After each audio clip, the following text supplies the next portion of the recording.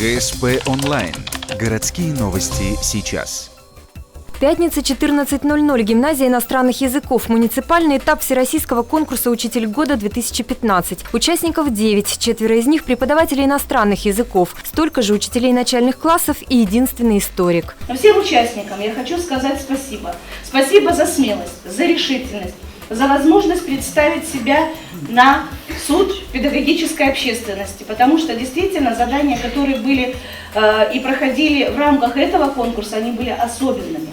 В течение 2 недель участники трудились, не покладая рук. На суд жюри они представили эссе, провели открытые уроки и мастер-классы. В этом году были и новые виды испытаний, к примеру, методический семинар и образовательный проект. В результате ни победителя, ни лауреата 2-й степени так и не выявили, зато призеров 3-й степени сразу 2. Это учитель начальных классов Елена Захарова и Светлана Береговая. Конечно, я очень рада, очень безумно.